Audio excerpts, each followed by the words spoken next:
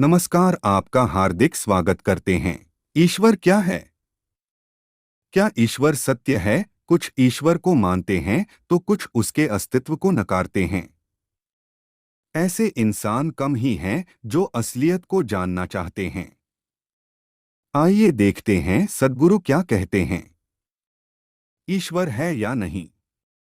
धर्म या अध्यात्म की साधना में अक्सर जो सबसे पहला सवाल मन में उठता है वो ये है कि क्या सच में ईश्वर का अस्तित्व है।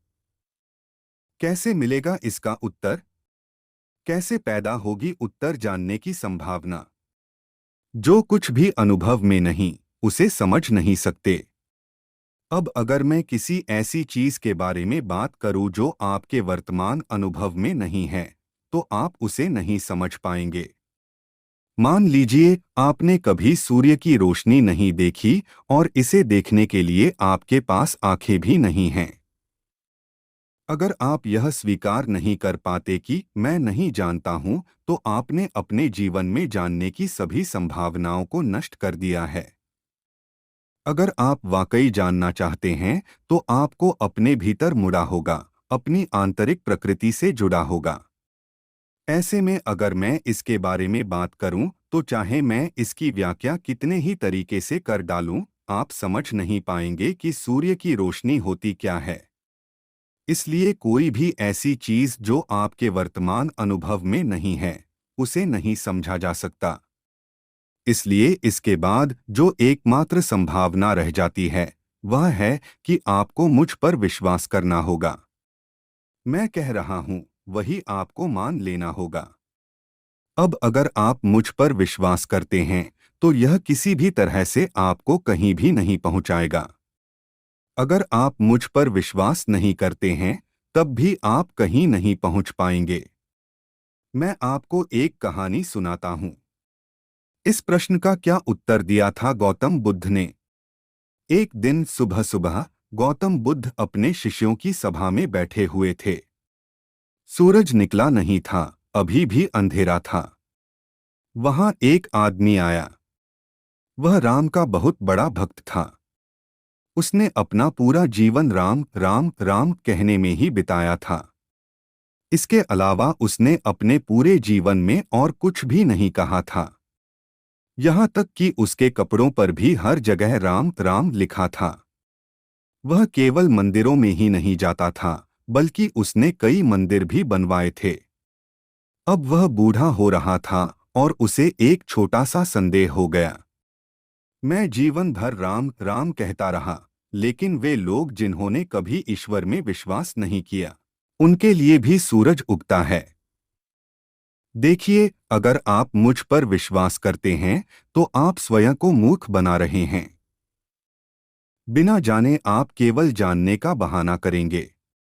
अगर आप मुझ पर अविश्वास करते हैं, तो आप जानने की उस संभावना को नष्ट कर देंगे जो आपके अनुभव में नहीं है। उनकी सांसें भी चलती हैं। वे भी आनंदित हैं एवं उनके जीवन में भी खुशियों के कई मौके आए हैं। मैं बैठकर बस राम राम कहता रहा। मान लो जैसे कि वे कहते हैं कि कोई ईश्वर नहीं है, तब तो मेरा पूरा जीवन बेकार चला गया। वह जानता था कि ईश्वर है, लेकिन उसे एक छोटा सा संदेह हो गया, बस इतना ही था। एक अलौकिक आदमी यहाँ मौजूद है, उससे बात कर मुझे अपना संदेह दूर कर लेना चाहिए, लेकिन सबके सामने यह प्रश्न कैसे पूछा जाए? इसलिए वह सूर्योदय से पहले आया, जबकि अंधेरा अभी पूरी तरह से छंटा नहीं था। एक कोने में खड़े होकर उसने बुद्ध से प्रश्न किया, क्या ईश्वर है या नहीं? गौतम बुद्ध ने उसे देखा और कहा, नहीं। शिष्यों के बीच से उफ की आवाज निकली। उन्होंने राहत भरी सांस ली। ईश्वर है या नहीं, यह द्वंद्व उनमें प्रतिदिन चलता रहता था। उन्होंने कई बार गौतम से यह प्रश्न किया था, और जब भी यह प्रश्न किया जाता था, गौतम चुप रह जाते थे। यह पहला मौका था जब उन्होंने स्पष्ट रूप से कहा, नहीं। ईश्वर के बिना रहना कितना आनंददायक था। शिष्यों के बीच खुशी की लहर दौड़ गई। वह दिन सबके लिए एक खुशी का दिन था। एक भौतिकवादी ने भी किया बुद्ध से वही प्रश्न। शाम को फिर बुद्ध अपने शिष्यों के बीच बैठे हुए थे। उसी समय एक दूसरा आदमी आया। वह एक चार्वाक था। क्या आप जानते हैं कि चार्वाक कौन होता है? उन दिनों एक समूह हुआ करता था जिन्हें चार्वाक कहा जाता था। वे पूरे भौतिकवादी लोग होते थे। वे किसी चीज में विश्वास नहीं करते। वे केवल उसी में विश्वास करते थे जिसे वे देख सकते थे। इसके अलावा उनके लिए किसी और किसी चीज का अस्तित्व नहीं होता। अब वह बूढ़ा हो रहा था और उसके मन में एक छोटा सा संदेह आ गया। मैं पूरे जीवन लोगों को कहता रहा कि ईश्वर नहीं है। मान लो अगर ईश्वर है तो जब मैं वहां जाऊंगा तो क्या वह मुझे छोड़ेगा? लोगों से वह नरक के बारे में कई बार सुन चुका था। दरअसल यही सारी समस्या है। आप स्वर्ग का पता भी जानते हैं, लेकिन आपको इसका कोई बोध नहीं है कि इस क्षण आपके भीतर क्या हो रहा है। ईमानदारी से अपना अनुभव स्वीकार लें। जो आपके अनुभव में है उसे आप जानते हैं। जो आपके अनुभव में नहीं है, आपको यह कहने की जरूरत नहीं है कि उसका अस्तित्व नहीं है। बस इतना कहिए कि मैं नहीं जानता। अगर आप इस अवस्था में पहुंच गए हैं तो विकास अपने आप हो जाएगा। सभी लोग उस बारे में बहस किए जा रहे हैं जिसे वे मूलत नहीं जानते, क्योंकि कहीं न कहीं उन्होंने यह गुण खो दिया है जिससे कि वे पूरी ईमानदारी पूर्वक स्वीकार कर पाएं कि मैं नहीं जानता। अगर आप यह स्वीकार नहीं कर पाते कि मैं नहीं जानता हूं, तो आपने अपने जीवन में जानने की सभी संभावनाओं को नष्ट कर दिया है।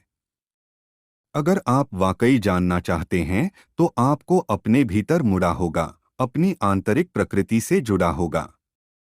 ईश्वर, भारतीय संस्कृति, धर्म, ऊर्जा।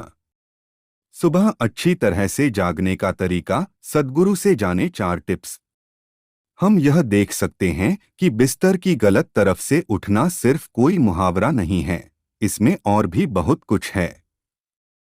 यौगिक विज्ञान में यह कहा गया है कि आपका सारा दिन कैसे बीतेगा, इसमें एक महत्वपूर्ण योगदान इस बात का है कि आप सुबह कैसे उठते हैं। आप सही ढंग से जागें, जिससे आपका जीवन स्वस्थ और आनंदपूर्ण रहे। ऐसा सुनिश्चित करने के लिए यहाँ सद्गुरु 4 व्यावहारिक सुझाव दे रहे हैं। एक अच्छे शिक्षक के गुण।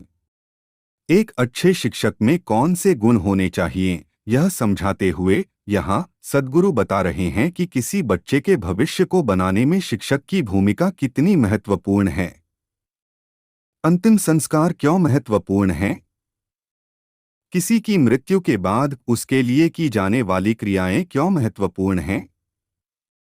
ये सिर्फ मानसिक सांत्वना के लिए नहीं हैं, बल्कि मानवीय प्रणाली के काम करने के तरीके की एक गहरी समझ की वजह से बनी हैं। सद्गुरु समझा रहे हैं कि कैसे मृत्यु के बाद की क्रियाएं मृत व्यक्ति और जीवित लोगों के लिए भी महत्वपूर्ण भूमिका निभाती हैं। धन्यवाद। जय श्री कृष्णा।